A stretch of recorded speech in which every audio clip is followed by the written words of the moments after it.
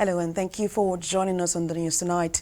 We begin in the nation's capital, where the 64th ordinary session of the Ecowas Authority of Heads of State and Government held with President Bola Tinubu, calling on the West African leaders to prioritize good governance and collective prosperity as an essential tool to prevent military takeovers of power and unconstitutional changes of government in the region. Meanwhile, at the end of the session, Ecowas Authority of Heads of State and Government have instructed the Ecowas Commission to intensify consultations with member states in order to finalize a draft revised supplementary protocol on democracy and good governance in the region. TVC's Foreign Affairs correspondent Moyo Thomas reports. The 64th ordinary session of the Ecowas Authority of Heads of State and Government has opened in Abuja, with 6 presidents in attendance. Others were represented, including Niger, that had a former prime minister in attendance. Ecowas at the opening session acknowledged the many challenges of the region, but reiterates its zero tolerance for unconstitutional change of government. While the imposition of punitive sanctions may pose challenges, it is important to underscore that the struggle to protect the fundamental liberties of our community, citizens, must be upheld and respected. We have maintained our firm stance on zero tolerance to unconstitutional change of government in our community.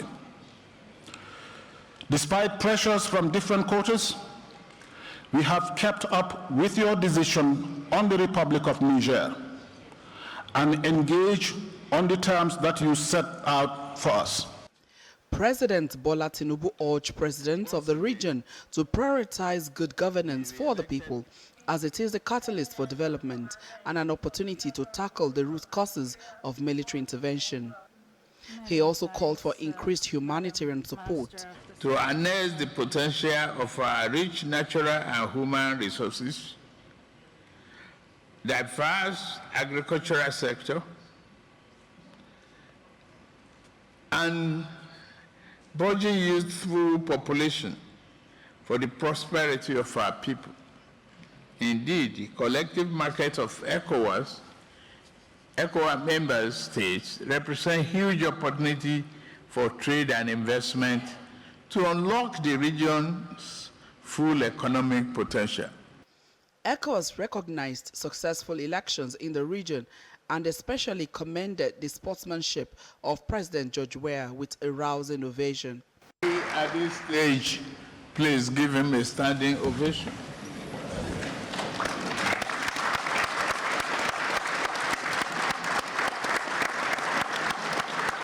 The chairman of the region says President Weah's concession of defeat points to his commitment to democracy. Events in Sierra Leone and Guinea-Bissau were also condemned by the regional leaders, as the representatives of the United Nations expressed concerns over the situation in Niger.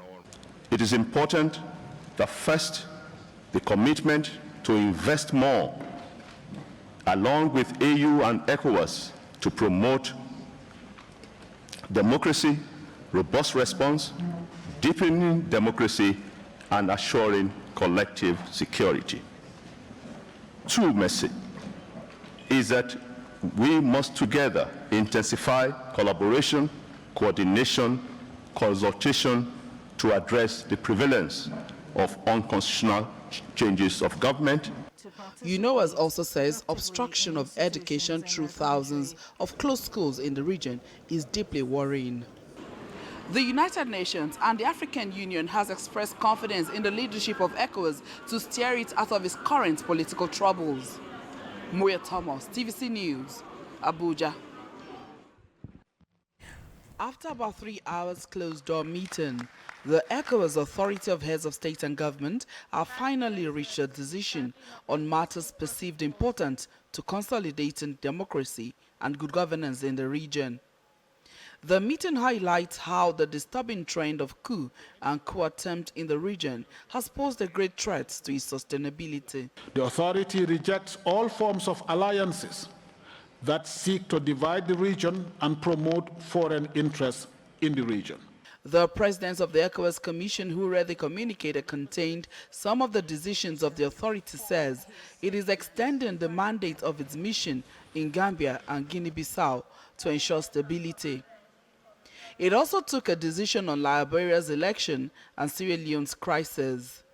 The authority further decides to extend the mandate of the ECOWAS Stabilization Support Mission in Guinea-Bissau. On Sierra Leone, the authority strongly condemns the attempted coup d'etat of 26 November 2023. It further directs the Commission to facilitate the deployment of an ECOWAS security mission to Sierra Leone to help stabilize this country.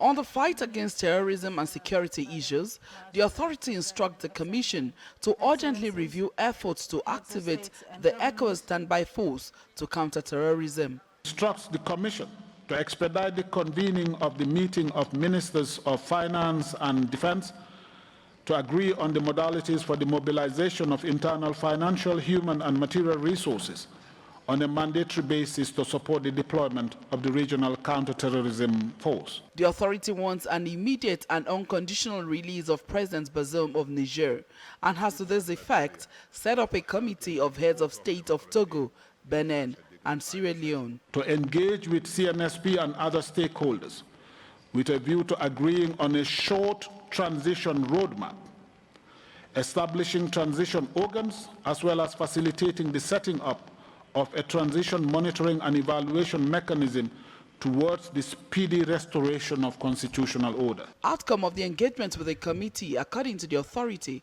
will determine if the sanctions on Niger will be eased. If not, the authority insists on upholding all sanctions, including the use of force. As the session closes, the decision of the Authority of Heads of State and Government is for the Committee on Peace and Transition Talk to start work immediately in meeting with the military administrators, but a time frame was not given for when this is to be concluded.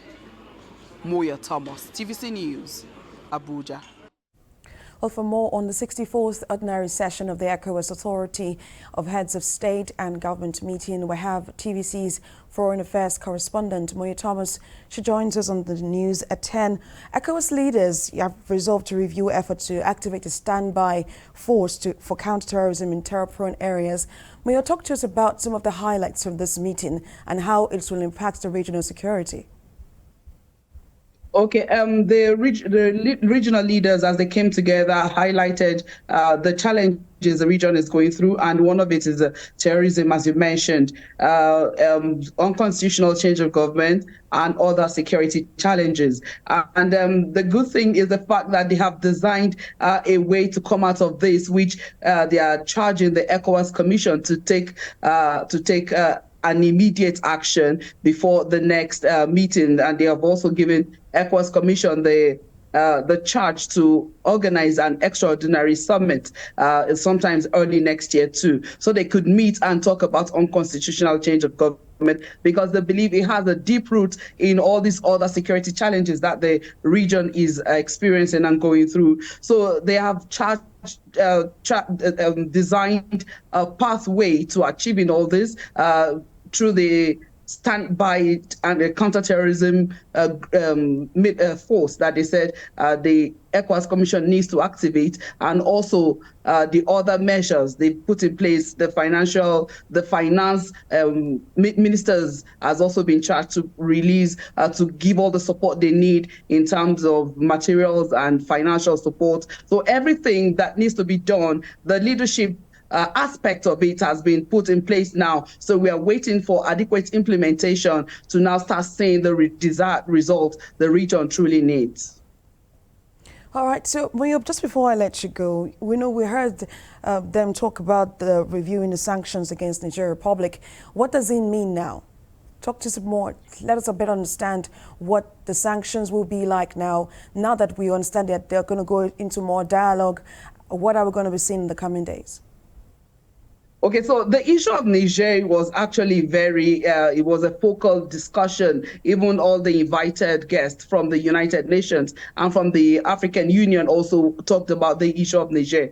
Right now, it's still called an attempted coup because the current president is under custody of the military people. So they are calling for an immediate unconditional release of President Bazoum by the CNSP, and they also want them to dialogue, to have a meeting with the committee they set up, the committee, the heads of state of Togo, head of state of Benin, and then head of state of Sierra Leone will be meeting with the military leaders in Niger, have a meeting. And they said, according to the communique, if they can abide by the terms that will be given to them, the current pressure that is the current tension in Niger, because the people of Niger are really going through a lot through the sanctions. The sanction is having telling a lot of hardship on the people of Niger. So they also say if the current military leaders can listen and dialogue and come to terms with the conditions that these three presidents that will be sent, this committee will give, then they will immediately ease the sanctions. But if they will not, then they will go ahead and uphold the sanction and even go ahead with the use of force that President Bola Tinubu, as the chair of the Ecowas, had already pronounced in the July summit. TVC's Foreign Affairs correspondent Moyo Thomas, it's always a pleasure to have you speak with us and give us more updates on happenings in the nation's capital.